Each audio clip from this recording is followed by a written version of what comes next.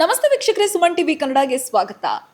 ಈಗ ಮಳೆ ಒಂದು ಕಡೆ ಬರ್ತಾ ಇದೆ, ಇನ್ನೊಂದು ಕಡೆ ಮುಂದೇನಾಗುತ್ತಪ್ಪ, ಮಳೆಗಾಲ ಇನ್ನೇನೋ ಮುಗಿತಾ ಬಂತು, ಈ ಮಳೆ ಎಷ್ಟು ದಿನಗಳ ಕಾಲ ಇರುತ್ತೆ, ಮೊದಲೇ ಎಲ್ನಿನೋ ಸಮಸ್ಯೆ ಬೇರೆ, ಮಳೆ ಒಂದಿನ ಇದ್ರೆ ಇನ್ನೊಂದು ದಿನ ಇರಲ್ಲ, ಒಂದು ದಿನ ಇದ್ದಂತಹ ಹವಾಮಾನ ಇನ್ನೊಂದು ದಿನ ಇರಲ್ಲ. ಈ ಮಳೆ ಶಾಶ್ವತನಾ?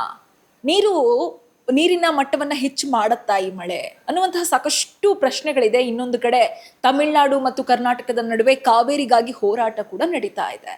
ಇದೆಲ್ಲದರ ಬಗ್ಗೆ ಮಾತಾಡಲಿಕ್ಕೆ ಮಳೆಗಾಲ ಹೇಗಿದೆ, ಜೊತೆಗೆ ಮುಂದಿನ ದಿನಗಳಲ್ಲಿ ಚಳಿ ಯಾವ ರೀತಿಯಾಗಿರುತ್ತೆ, ಈ ಹವಾಮಾನ ಶಾಶ್ವತನ ಅಥವಾ ಇದು ಕೇವಲ ಕೆಲವು ದಿನಗಳಿಗೆ ಮಾತ್ರ ಸೀಮಿತನ, ಇದೆಲ್ಲದನ್ನು ತಿಳಿಸ್ಕೊಳ್ಳಿಕ್ಕೆ ನಮ್ಮ ಜೊತೆ CS ಪಾಟೀಲ್ ಸರ್ ಇದ್ದಾರೆ. ಅವ್ರನ್ನ ಮಾತಾಡಿಸ್ತಾ ಹೋಗ್ತೀನಿ, ಹವಾಮಾನ ತಜ್ಞರು. ಸರ್ ನಮಸ್ತೆ. ಸಾಕಷ್ಟು ವರದಿಗಳನ್ನ ಈಗಾಗಲೇ ನಮ್ಮ ವೀಕ್ಷಕರ ಮುಂದೆ ಇಟ್ಟಿದ್ದೀವಿ ಸರ್. ಈಗ ಮತ್ತೊಂದು ವರದಿ ಬೇಕಿತ್ತು. ಏನಂದ್ರೆ ಈಗಾಗಲೇ ಮಳೆ ಆಗ್ತಾ ಇದೆ ಕೆಲವು ಜಿಲ್ಲೆಗಳಲ್ಲಿ, ಆದ್ರೂ ಕೂಡ ಒಂದಿಷ್ಟು ಜನರಿಗೆ ಅನುಮಾನ ಇದೆ, ಈ ಮಳೆ ಶಾಶ್ವತನಾ ಅಥವಾ ಈ ಮಳೆ ಏನಾದ್ರೂ ಈಗ ಇದ್ದು ಮತ್ತೆ ಹೋದ್ರೆ ನಮ್ಮ ಕತೆ ಏನಪ್ಪ, ನಾವು ಕೃಷಿನ ಮಾಡ್ತಾ ಇದೀವಿ ಅಥವಾ ಮಳೆನ ನಂಬ್ಕೊಂಡಿದೀವಿ ಅಂತಾರೆ. ಏನ್ ಹೇಳ್ತೀರಾ ಇದ್ರ ಬಗ್ಗೆ?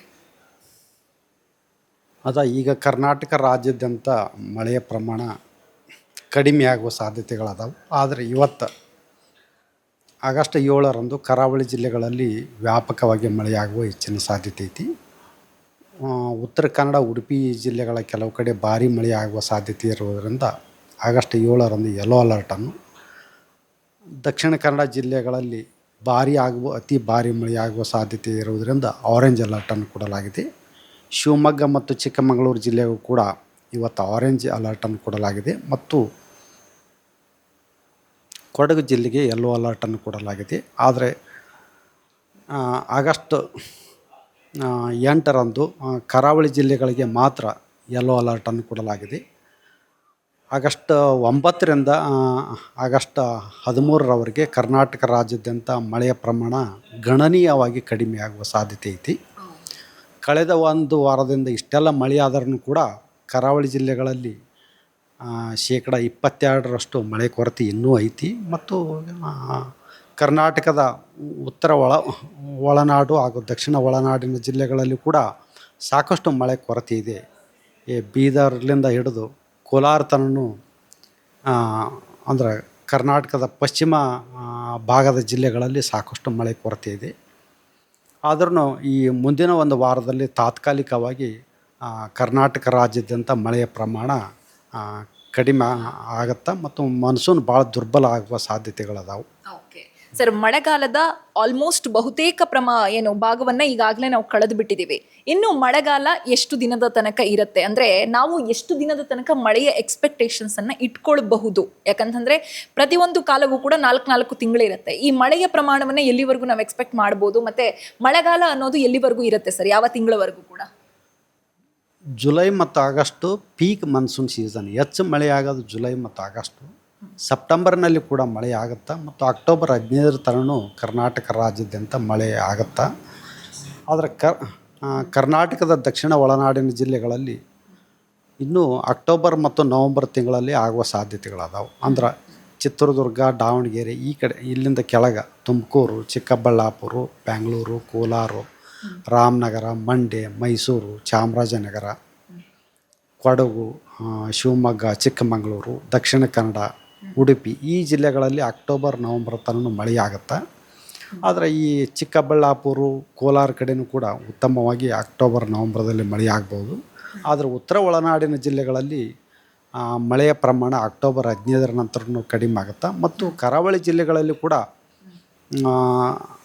ಜುಲೈ ಮತ್ತು ಆಗಸ್ಟ್ನಲ್ಲಿ ಏನು ಅಷ್ಟು ಮಳೆ ಆಗುತ್ತಲ್ಲ ಅಷ್ಟು ಆಗಲ್ಲ. ಸೆಪ್ಟೆಂಬರ್ ನಂತರ ಅಲ್ಲಿನೂ ಕಡಿಮೆ ಆಗುತ್ತೆ. ಇದು ಮಾನ್ಸೂನ್ ಮಳೆ ಅಕ್ಟೋಬರ್ 15ರ ತನೂ ಮುಂದುವರಿತೈತಿ. ಮುಂದೆ ಅಕ್ಟೋಬರ್ 15ರ ನಂತರ ಈಶಾನ್ಯ ಮಾರುತವು ನಮ್ಮ ಕರ್ನಾಟಕದಲ್ಲಿ ಪ್ರವೇಶ ಆಗ್ತೈತಿ. ಅವಾಗ ಕರ್ನಾಟಕದ ದಕ್ಷಿಣ ಒಳನಾಡಿನ ಜಿಲ್ಲೆಗಳಲ್ಲಿ ಒಂದು 30% ಮಳೆ ಈಶಾನ್ಯ ಮಾರುತದಿಂದನೇ ಇಲ್ಲಿ ಬರ್ತೈತಿ. ಸರ್, ಎಷ್ಟೋ ಜನ ಕೃಷಿಕರು ತಲೆ ಮೇಲೆ ಕೈ ಹೊತ್ತು ಕೂತಿದ್ದಾರೆ, ಮಳೆ ಸರಿಯಾಗಿಲ್ಲ, ಬೆಳೆಗಳನ್ನ ಬೆಳೆಯೋದಕ್ಕಾಗಿಲ್ಲ ಅಂತ. ಆದ್ರೆ ಮಳೆಗಾಲ ಅನ್ನೋ ಸಮಯ ಮುಗಿದ ನಂತರ ಕೆಲವರು ಸುಗ್ಗಿ ಅನ್ನೋ ಒಂದು ಬೆಳೆಯನ್ನ ಬೆಳೀತಾರೆ. ಅಂದ್ರೆ ಸುಗ್ಗಿ ಕಾಲದಲ್ಲಿ, ಚಳಿಗಾಲದಲ್ಲೂ ಕೂಡ ಒಂದಿಷ್ಟು ಜನ ಮಳೆಯನ್ನ ನಂಬ್ಕೊಂಡೆ ಬೆಳೆಯನ್ನ ಬೆಳೀತಾರೆ. ಅಂತವರಿಗೆ ನಿಮ್ಮದೇನಾದ್ರೂ ಒಂದು ಸಲಹೆ ಇದೆಯಾ? ಯಾಕಂತಂದ್ರೆ ಈ ಹಿಂದೆ ನೀವು ಮಳೆ ಕಡಿಮೆ ಆಗುತ್ತೆ, ಅತಿ ಹೆಚ್ಚು ಮಳೆಯನ್ನ ಬಯಸುವಂತಹ, ನೀರನ್ನ ಬಳಸುವಂತಹ ಬೆಳೆಗಳನ್ನ ಬೆಳಿಬೇಡಿ ಅಂತ ಒಂದು ಸಜೆಸ್ಟ್ ಮಾಡಿದ್ರಿ. ಅದೇ ರೀತಿ ಮಳೆ ಕಡಿಮೆ ಆಯ್ತು. ಹಾಗೆ ಮುಂದಿನ ದಿನಗಳಲ್ಲಿ ಏನಾದ್ರೂ ಸುಗ್ಗಿ ಕಾಲದಲ್ಲಿ ವ್ಯವಸಾಯ ಮಾಡ್ತೀವಿ ಅಥವಾ ಬೆಳೆ ಬೆಳಿತೀವಿ ಅನ್ನೋರಿಗೆ ಏನಾದರೂ ಒಂದು ಸಜೆಷನ್ ಕೊಡೋದಾದ್ರೆ? ಆದರೆ ಇನ್ನೂ ಈ ತಿಂಗಳೂ ವಾಡಿಕೆಗಿಂತ ಮಳೆ ಕಡಿಮೆ ಆಗುವ ಹೆಚ್ಚಿನ ಸಾಧ್ಯತೆ ಇರುವುದರಿಂದ ಎಲ್ಲ ಕಡಿಮೆ ಮಳೆಗೆ ಬೆಳೆಯುವಂಥ ಬೆಳೆಗಳನ್ನೇ ಬೆಳಿಬೇಕು ಮತ್ತು ಬಿದ್ದ ಈ ಮಳೆಯನ್ನು ಕೂಡ ಸಂಗ್ರಹಿಸ್ಕೋಬೇಕು ಅಂತ ನಾ ಹೇಳ್ತೀನಿ. ಓಕೆ, ಅಂದ್ರೆ ಈಗ ಮಳೆಯನ್ನ ನಂಬ್ಕೊಂಡು ಬೆಳೆ ಬೆಳೆಯೋದು ಬೇಡ ಅಂತೀವಿ. ಬ್ಯಾಡ್ರಿ. ಓಕೆ. ಇನ್ನು ನಮ್ಮ ಬೆಂಗಳೂರು, ಮಂಡ್ಯ, ರಾಮನಗರ ಭಾಗದಲ್ಲಿ ಮಳೆ ಈಗಲೂ ಕೂಡ ತುಂಬಾ ಕಡಿಮೆ ಇದೆ ಸರ್. ಬೇರೆ ಎಲ್ಲಾ ಜಿಲ್ಲೆಗಳಿಗೆ ಹೋಲಿಸ್ಕೊಂಡ್ರೆ ಬೆಂಗಳೂರಿನ ಸುತ್ತಮುತ್ತ ಜಿಲ್ಲೆಗಳಲ್ಲಿ ಮತ್ತೆ ಬೆಂಗಳೂರಲ್ಲಿ ಮಳೆಯ ಪ್ರಮಾಣ ಸಾಕಷ್ಟು ಕಡಿಮೆ ಇದೆ. ಜೊತೆಗೆ ಎಲ್ರಿಗೂ ತಿಳಿದಿರೋ ಹಾಗೆ ತಮಿಳುನಾಡು ಮತ್ತು ಇದು ಬೆಂಗಳೂರಿನ ನಡುವೆ ಅಥವಾ ಕರ್ನಾಟಕದ ನಡುವೆ ಕಾವೇರಿ ಅನ್ನುವ ಒಂದು ವಿಚಾರ ದೊಡ್ಡ ಮಟ್ಟಕ್ಕೆ ಈಗ ಸದ್ದು ಮಾಡ್ತಾ ಇರುವಂತದ್ದು. ಏನ್ ಹೇಳ್ತೀರಾ ಸರ್? ಮುಂದಿನ ದಿನಗಳಲ್ಲಿ ಬೆಂಗಳೂರು ಸುತ್ತಮುತ್ತ, ಮಂಡ್ಯ ಸುತ್ತಮುತ್ತ, KRS ಸುತ್ತಮುತ್ತ ಏನಾದ್ರೂ ಮಳೆ ಆಗಿ ಕಾವೇರಿ ನೀರಿನ ಪ್ರಮಾಣ ಅಥವಾ KRS ಡ್ಯಾಮ್ನಲ್ಲಿ ನೀರಿನ ಪ್ರಮಾಣ ಹೆಚ್ಚಾಗುವಂತ ಸಾಧ್ಯತೆ ಇದೆಯಾ? ತಮಿಳುನಾಡು ಮತ್ತು ಕರ್ನಾಟಕದ ಕಾವೇರಿ ಸಮಸ್ಯೆಗೆ ಏನಾದ್ರೂ ಫುಲ್ ಸ್ಟಾಪ್ ಬೀಳತ್ತಾ? ಈಗಂತೂ ಮುಂದಿನ ಒಂದು ವಾರದಲ್ಲಿ ಮಳೆಯ ಪ್ರಮಾಣ ಪೂರ್ಣವಾಗಿ ತಗ್ಗುವ ಸಾಧ್ಯತೆಗಳದಾವು. ಅಷ್ಟೊಂದು ಮಳೆ ಆಗಲ್ಲ.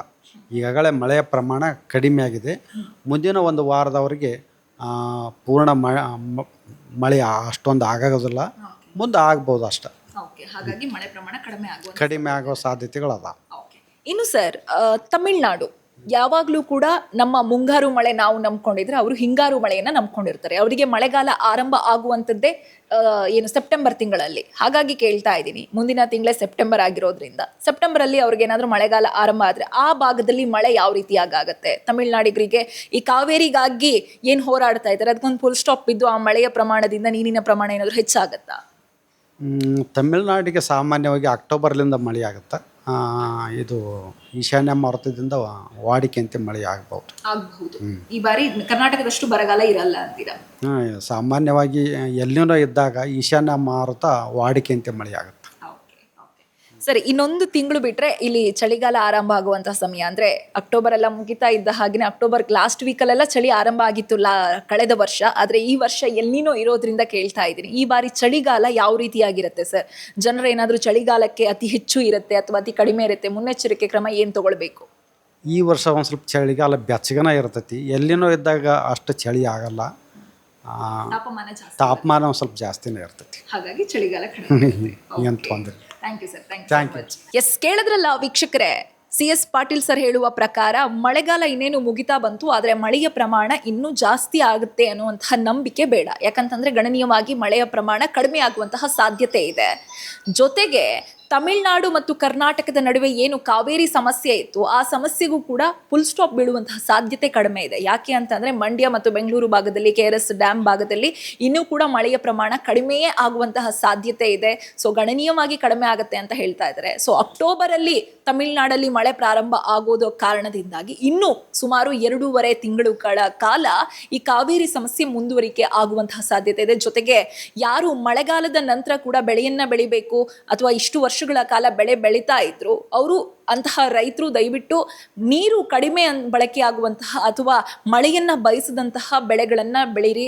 ಜೊತೆಗೆ ಏನು ಕೃಷಿಗೆ ಜಾಸ್ತಿ ಸಮಯವನ್ನ ನೀಡೋದ್ರ ಬದಲಿಗೆ ಬೇರೆ ಯಾವುದಾದ್ರೂ ಒಂದಿಷ್ಟು ಬೆಳೆಗಳನ್ನ ಬೆಳೆಯುವಂಥದ್ದು ಅಥವಾ ನೀರು ಕಡಿಮೆ ಬಳಸುವಂತಹ ಬೆಳೆಗಳನ್ನ ಬೆಳೆಯುವಂಥದ್ದು ಅಥವಾ ಬೇರೆ ಯಾವುದಾದ್ರೂ ಒಂದು ಜೀವನಕ್ಕೆ ಬೇಕಾಗುವಂತಹ ಒಂದು ವ್ಯವಸ್ಥೆಯನ್ನ ಮಾಡಿಕೊಳ್ಳೋದು ಒಳ್ಳೆಯದು ಅಂತ ಹೇಳ್ತಾ, ಇದು ಈ ಹೊತ್ತಿನ ಅಪ್ಡೇಟ್ಸ್. ಇನ್ನಷ್ಟು ಸುದ್ದಿಗಳಿಗಾಗಿ ನೋಡ್ತಾ ಇರಿ Suman TV Kannada. Camera person Dhanush ಜೊತೆ ಶಮಿ ಶೆಟ್ಟಿ.